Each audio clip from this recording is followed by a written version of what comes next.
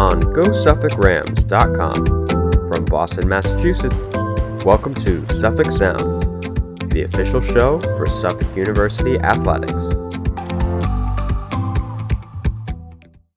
Happy Patriots Day, Ram Nation, and welcome into another episode of the Suffolk Sounds podcast. As always, I'm your host, Nick Perenick, and we got a great interview for you today. Once again, as senior volleyball captain, Hannah Fabiano joined me to talk a little bit about her playing career and her time at Suffolk and her transition from a basketball player in high school to volleyball player through the end of her high school career into college. That was a great chat, and we'll get to that in just a few minutes, so stick around. You won't want to miss it. But first, let's briefly recap this past weekend of action, as men's and women's outdoor track and field had a great showing across the board as a team and as individuals at the Gordon Invitational for the second weekend in a row. And baseball was able to steal a game from Endicott in their weekend series. You can keep up to date on all of this news by bookmarking our website, GoSuffolkRams.com, and by also following us on social media at GoSuffolkRams. Now back to today's interview. Hannah Fabiano decided to play volleyball late in her high school career, and 6 years later, she's captaining her collegiate team in the craziest of seasons. Hannah and the team have worked very hard preparing for what is shaped into a 6-game season with high goals set for the future in a brand new conference. Hannah and I go in depth on the team chemistry, the school's impact on her life, and so much more. That interview starts right now. Hey, Hannah, thanks so much for joining me today. Hi, thank you, Nick, for having me. Yeah, no problem. So you come to Suffolk up on Beacon Hill from way of Litchfield, New Hampshire, where you went to Trinity High School. And funny thing about you is that you started out not as a volleyball player, although you are now a volleyball captain for the Rams. You started out as a basketball player. You even won a state championship with Trinity your freshman year. You made the switch your senior year to volleyball, and you've been running strong with it ever since with the Rams squad. So talk to me a little bit about your journey from basketball to volleyball, as well as your journey from Litchfield to Boston.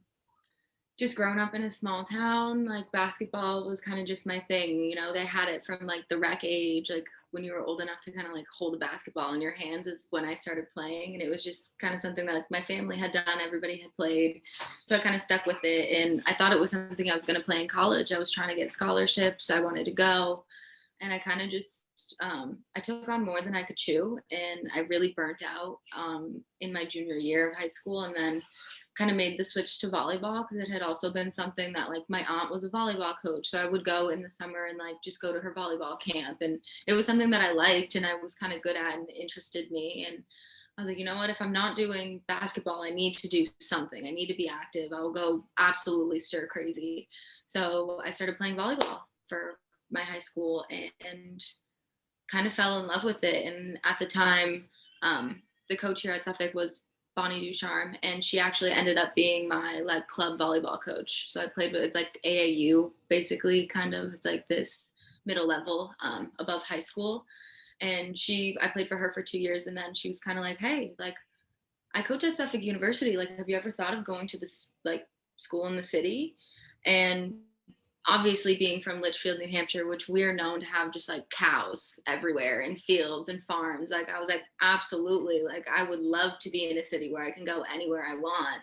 And she had me come do an overnight and I stayed with some of the girls on the team in the dorm and kind of just fell in love with it like instantaneously in that weekend. And, you know, growing up, I'm only an hour from the city. So I have been a few times, but to come and be able to like, we all met up on the commons and like did like wiffle ball and hung out and like I got to meet everyone, and then I got to kind of like see a practice and see the gym and see all like the equipment room, and I got to meet our like athletic trainer at the time, who was Stony, before Nick and Aaron and everybody got there. But it was great. I just fell in love with it instantly. Everybody was really welcoming and it just made sense. Like I got here and I met everybody and I was just going through the motions and it felt like my normal life. Like it felt like already something I was immersed in, as opposed to like, oh, I have to go back to like still being a senior in high school. Like I haven't graduated yet. I'm not here yet, but it just felt so natural from the start.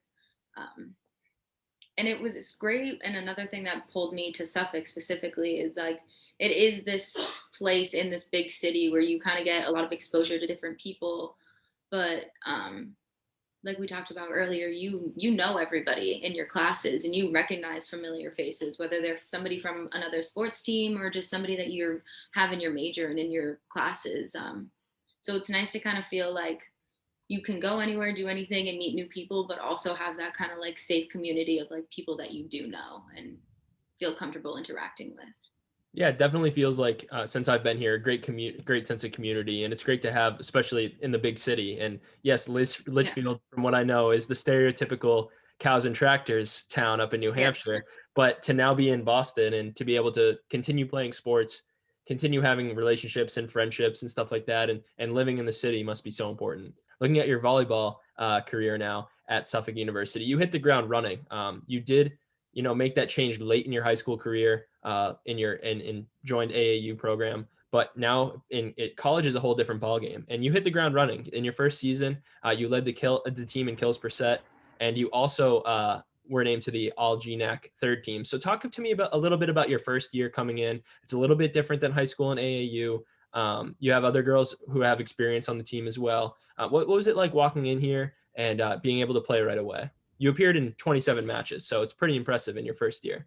Thank you. I was very lucky. I had that great coach who helped me build just like a basis, and even the girls coming in were very welcoming to me and very much like, yes, here's like the skill set like we have, being like these older, well-established players on like they kind of had when I came in as a freshman, I think we had like 5 seniors, or we had a bigger class of seniors and upperclassmen, and they were just so willing to offer me the ability to learn from them. And also I felt that they recognized that they also had the ability to learn from me too, like me being young and me having kind of a relationship with our coach.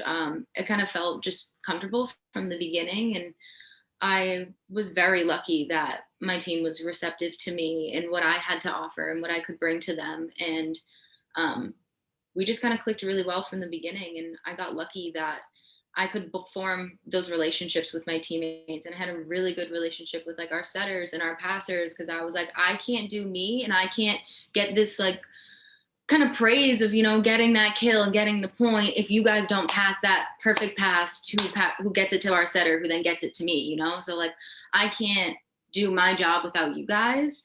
And I think that they were very receptive of like, cool, yeah, like you kind of get the glory behind it, but like for them, I was always paying their dues. Like, great job. Like, I couldn't have done that without you. So I think that definitely kind of is a team mentality that we've always tried to instill. It's like we're only as good as the person standing next to each other, and wanting to do better and be better for each other and the sake of our team, I think was a huge part in that culture that we built, and was what was helped me do so well that year, because I felt so confident in my teammates and what we were doing and how we were going to accomplish it. Yeah, and like in football all the time, they say the unsung heroes are the linemen, the offensive linemen that protect the quarterback. But in volleyball, the ones that get the glory are the hitters. But the ones that are the unsung heroes are those on serve receive, those making passes, the setters who set you guys up. Talk to me a little bit more about that. Yeah, especially now where we are at now it's amazing, because our sophomore class and our junior class that we have now, that is kind of going to be this like next generation, has really, really taken in like our mindset and our team, just kind of like what we want in our culture. And they are just so open to being like, they're open to being open, if that even makes sense. Like, they just come in every day, like knowing like I have this basic skill set, and like, if you guys can teach me the game and push me to like do better and be better, like we can all do better and be better. And that is something that we've worked really, really hard to get at. And I think it's a place that we are now like just breaking the surface, and it's only getting so much better, especially in this time right now, because we all have put in so much work to be able to be there and in the gym, testing 3 days a week and having 7 a.m. practices. Like, we've all put a lot of time and effort into making sure that we can be here and we can show up. So the fact that we do, it's when we do, it's everything we have, because why wouldn't we? If we've already made all these sacrifices to be here, we might as well get out of it everything that we can. And so I think that that's just something that has lent us to kind of like changing our record and getting that new flow and kind of finding this new groove that we've kind of stepped into, and especially stepping into a new conference this year. So I think it's really important. That leads me right into what I was going to ask you about next a little bit is flashing forward and staying in the present here in 2021. Obviously 2020 was an unpredictable year. Now we're trying to get back on track with especially with volleyball after a season was canceled, your senior season. But you talk about the sacrifices you've all had to make this April schedule that has just come out in the past few days, make that come to fruition. So although you're not able to play in a traditional CCC in your first season with that new conference, what were you looking forward to in terms of playing in that new conference coming up this year?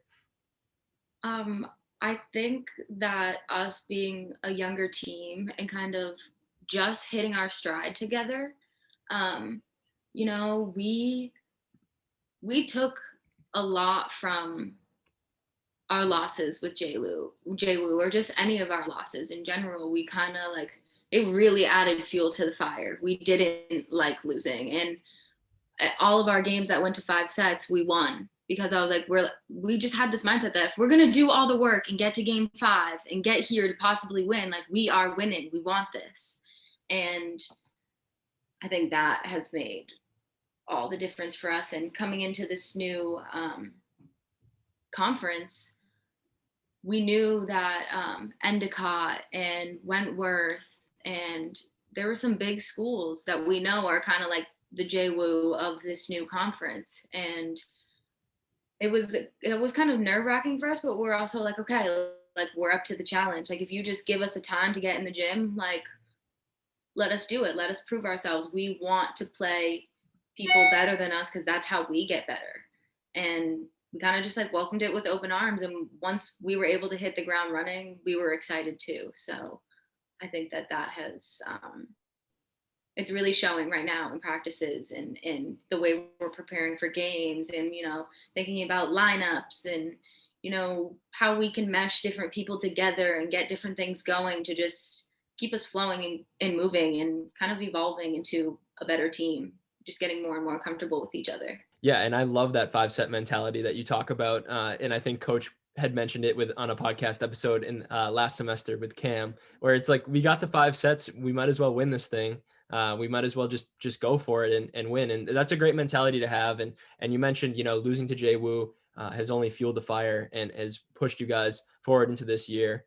Other than playing JWU and playing GNAC opponents, you guys have had a lot of tough out of conference competition as well since your freshman year. You've played in the Smith College Invitational twice and the MIT Invitational as well. So you played a lot of tough competition. What has that kind of brought into the mix, where it's not just GNAC teams over and over? What is that early season like for you guys, where you guys are playing top teams in the country? It is so important for us. And to me, the MIT one sticks out most prevalent, like, in my mind.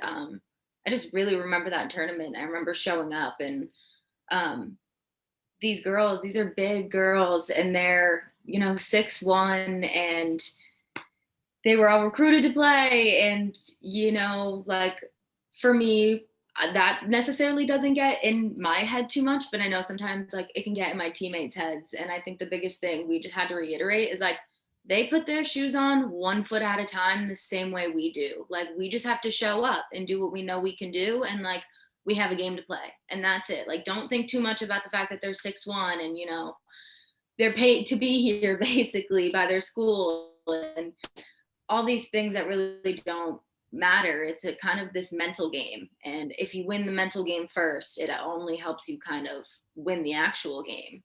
And I think that, especially kind of going into that season and maybe kind of experiencing some of those losses and, like, shaking off that rust and kind of just being like, it's okay, I just got to show up and do what I need to do. And if that goes well, or if it goes bad, like, whatever, it can go either way. And there's not really a lot of pressure on it other than just, like, show up and give us what you have. and to kind of shake that rust off as a team together at the start of the season, I think is really important for us. And it really, once we officially get into like our GNAC stuff, like it already feels like the ball's been rolling and we're on it. So. And looking back now at your career as an individual, you mentioned earlier that you're kind of modest, honestly, and you said that, you know, as long as my team's winning or if my team can work well together, that's great for me. But looking at your own stats, it's been pretty impressive. You have totaled 726 kills. You've had 82 aces.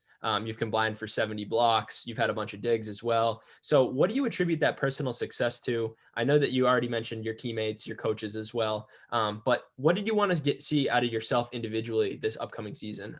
Unfortunately, it was canceled, but what are you looking forward to do individually here in April?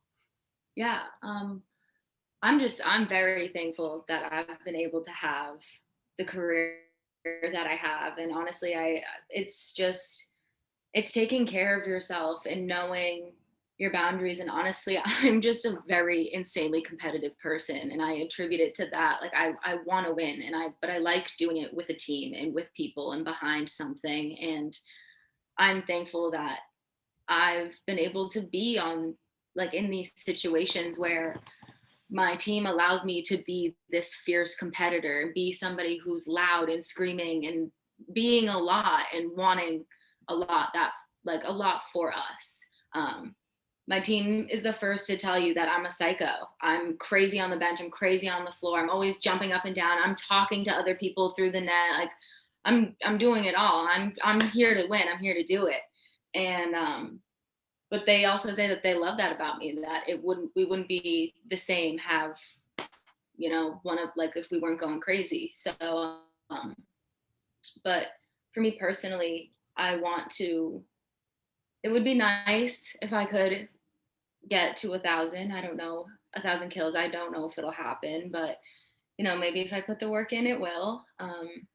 But that is something that maybe I would hopefully like to see. I mean, 6 games, unlikely, but if we had a full season, that would be like my hope. That would be my what I would like to see. Something I'd like to finish out, but it's definitely not going to happen in our 6-game April season. But in the grand scheme of it all, that would be something that I would look forward to. But in a perfect year, I'm sure you'd get there. You're on the right pace for it as your career went on. But I love that you said you're jawing at other people through the net. Who do you like to jaw with the most? Who have you liked to go back and forth with through your career? Who's the team that you like to play the most? Emmanuel's a good one. You had a career game against Emerson's a good one because they're right there on the other side of the common. So there is kind of always this like, whose turf is it really type thing. Yep. So it's kind of fun to always play them and kind of have that like chip on each other's shoulders, like who really wants to win, and who's the downtown Boston school. So they're always Battle of the Common. Yeah, honestly. Especially the days where coach is like, we're not taking a bus. Everybody meet at Ridgeway. We're walking to our game today. That would be a long walk back if you guys lose that one. So you might as well make the most of it. Carry the laundry bags too. That's brutal. But yeah, Emmanuel, Emerson is fun. Norwich is fun. Honestly, the drive sometimes stinks, but it's always so beautiful up there. The drive is so scenic and nice, and they are always good to compete with. I'm sure that you have some funny stories from maybe a ride up to Norwich or something that went on with the team on bus rides, or it's just something going on with shenanigans with the team. Oh, absolutely. We one year we played this game out in the Commons. My coach had like a fellow friend come down, and he was known for doing like team building activities. So we all go to Boston Public Garden, and this guy just has this giant black duffel bag that's just like, I swear, Mary Poppins purse. Like he just kept pulling literally planks of wood out, beanie bags, like all this crazy stuff. And we're like, what are we doing? Like, this is so interesting. And he like set the 2x4s out, and we like, some of us had to wear blindfolds, and like we had to walk around the 2x4s, and like, but nobody could touch the ground, and if you fall off, you had to start again. And another one where like some of us are blindfolded and wear the collars and they have to like try and find these pom-poms on the ground, and but you can't, like, people are trying to crash into each other. But the funniest part was we played this game called Castaway, where we were like split into 2 teams, and we were given like 4 different kind of like cutout boards, and you couldn't just like throw the board on the ground. One part of your body always had to be on it, and you had to get your whole team from one side to the other using these boards without touching the ground. So like an advanced 3-legged race, like kind of thing. And like the guy is like really trying to get us into it, and he's like, oh, like you're stranded on an island and there's a storm coming and you need to get to shore. And then sure enough, honest to God, the sky turns black and it just starts downpouring on us. And it, like, the wind is going all crazy, and now it feels real. Now it feels this guy's like a wizard. Yeah, we're all like standing, like shivering, like, but doing the planks, and it was just so funny because the way it was set up and then how it actually happened, like we all talk about it all the time. And it's team tradition to have like end of the season dinners at Maggiano's in the North End, and like it's a great time, and we all really do enjoy hanging out together, and we try to get together as much as we can. And even during the season, like our bus ride, sometimes depending how far the bus ride is, we sleep, but for the most part, like we do try to talk and hang out. And sometimes coach will bring movies and we'll watch movies on the bus together, and it's a good time. So aside from your volleyball career here, you're also a 4-year member of the psychology major. Can you talk to me a little bit about what intrigued you about psychology and what you've been learning? And, so far you've been on the honor roll a couple times here at Suffolk. So talk to me a little bit about your academic success. I took my first psychology class as a senior in high school. And it was then at the end of that class that I like, this is really interesting to me. I like thinking about why are we the way that we are? Why do we do what we do? And kind of what does it mean to answer that? What does it mean to study that? And that was really interesting to me. And so I actually came in undecided my freshman year. And I took like just the basic gen ed psych classes, like psychology 101, and fell in love with it. And I was like, yeah, this is it. And from there, I declared my major, and it's been great. The psychology department has awesome resources, awesome people to talk to. When we come in at the start of our seasons, coach and the athletic department kind of put together a whole team of people that come and greet us, and we're like, hi, my name is so-and-so and I'm part of this department, and I can do this for you if you're having trouble with your teachers because you got to leave class 15 minutes early every Tuesday and this teacher's giving you grief for it. I'm the person you can come and talk to. And just, they really have all these great people at our disposal who, even throughout the years, like I'd always be like, oh yeah, I know this. And then I'd find something else out and I'm like, oh my gosh, there's even more than what I thought. I just, like, every time I think I know, I find out that there's an even better resource and something more that we have available. And what I really liked is it got to the point where I had to decide if I was going to get an internship or take the internship class. And I'm really thankful that Suffolk had the opportunity for me to take the internship class, because I got to volunteer at Community Academy in Jamaica Plains. And that was just a really great experience for me. And I'm so thankful I had that. Unfortunately, it got cut short due to COVID, but the experience that I did get, I was thankful for it because it really took the stress out of, that scramble to get something and figure something out. And they kind of took that away and helped navigate that path. And the options that they give you to volunteer for are great causes, great organizations. And I think there's something, like, you could never sign up for the class and not have an option that you couldn't feel passionate about. I feel like is what is great, is they've really picked these organizations that they just have great causes, and it's easy to be interested in, I guess. Awesome. And that's, yeah. I feel like the way they just set up our major too is they make it easy to be interesting. So. That's awesome. Yeah, I've been there where it's like you got to find an internship and you're struggling and you're looking all summer or you're looking all fall for the spring, and it just it's so much of a hassle. And where you can just take a class and it's kind of school sponsored and where you can kind of just work it into the curriculum must be very important. I talked to Ali Rodriguez on the podcast in a prior episode, and she's also a psychology major. And she told me that going into her game days and going into her practices, her routines were all kind of calculated thanks to her psychology major from what she's learned. Has anything you learned from your curriculum kind of changed the way you look at like not even just sports, but life in general?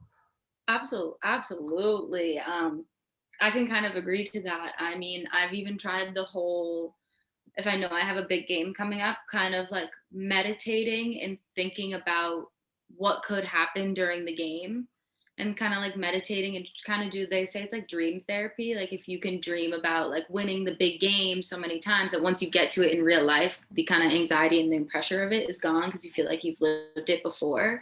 So definitely try doing like mindfulness things like that and just like preparing that way.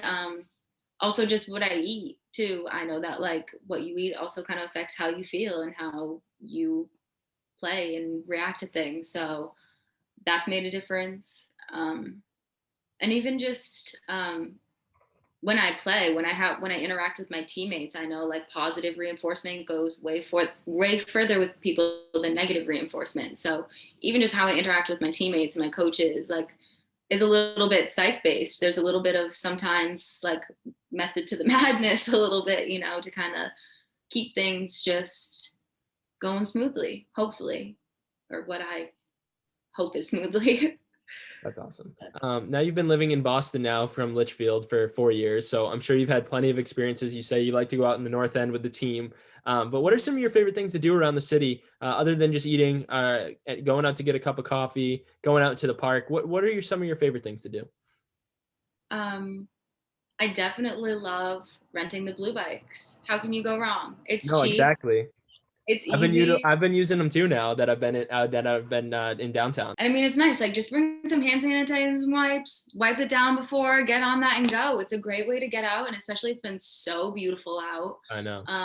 I even I brought home a wiffle ball and a wiffle ball bat. And I've just been like, me and my friends will go like to the Esplanade, like in the field, and we'll just play like home run derby, do something like that. I love going to Chinatown. They have the dumplings. Don't even get me started. My favorite thing ever. I may or may not have a small addiction to them. It's becoming an issue, I think. I've been to, I think it's Dumpling King. Is that one of them down there? Dumpling Cafe. Dumpling, yeah, that might have been it. Oh, Yeah. yes, that's So my favorite good. place. So good. Also, the North End. Love the North End too. Can't go wrong. Anybody who's gonna try to tell you that Mike's Pastries is better than Bova's, I don't know if I trust that. Mike's is the tourist spot, I think. Yes, both. It's open 24/7, 365 days a year. Like, how can you beat that? You can't. How can you beat that? But the other day I was walking around the North End and just the smell of pastries gave me like a boost of serotonin. I was like, I need to move down here. I don't think I'd get anything done. I think I'd gain so much weight if I moved down there, but hey, whatever. No, but it's great. And even like where our campus is, like you cannot complain. Like the view from our dorms is beautiful, absolutely insane. And like being when I was a freshman, I was in 150, and just literally being on Boston Commons right there, walking across the street and you're in it, like that was unmatched. That couldn't be beat. That was such a great time, and definitely made like making friends very easily, because it's like if you met somebody, it's like, oh, like you want to meet in the Commons later and just like hang out, maybe walk around, like see what's around. It's so great. I feel like there's just so many opportunities here at Suffolk, whether you play sports or you do photography club, or just the fact that they offer so many clubs here at Suffolk. Like the city just really kind of, it's weird because as big as and as intimidating as it can seem, like Suffolk has done a really good job of lending all these ways for it to not be, and for you to like be a part of something and like kind of find your niche and like where you fit in. And that is what made the transition to Suffolk so easy for me, honestly, is it just, like I said earlier, it felt like I was already in it before I really was. And there's always so much to do. And I like that you can jump on and go get like food in Cambridge, or you could take the blue line and go to East Boston. Like, you're not trapped anywhere. But like, you could stay in just downtown, or you could branch out and go wherever. You can go to Salem and do all this different stuff. And I just like that I'm never confined to just this. You were a true ambassador of the city. I think the mayor's office needs to Yes, I hire love you it. to do ads, because that was great. Have you guys ever set up nets in the common? Is there any way you guys would ever play outdoor, or is that just like I not? would love to. Yeah. I would love to. I just don't I don't know if I feel like we could buy like a cheap, like we could go to Walmart and definitely get like a little net and just play, which would be great. But I haven't seen like actually anywhere where they have like legit nets, or like anywhere where we could really set them up. But I may have to write into the city of Boston and request for that. Hey, you never know till you try. Yeah. Doesn't hurt. Awesome. Good idea. Well, thank you so much, Hannah, for joining me on today's show. That was a great interview, and I look forward to seeing you guys play here in the next month. Yeah, thank you so much for having me. Once again, a huge thank you to Hannah for joining me today. Ram Nation, if you liked what you heard from today's episode, please make sure to follow us on Instagram, Twitter, and Facebook at Go Suffolk Rams, and make sure to subscribe to this podcast on whatever platform it is that you choose to listen to or watch us on. Until next time, stay safe, and we'll see you soon, Ram Nation. This has been Suffolk Sounds. Don't forget to subscribe, like, rate, and review however you listen to your podcast.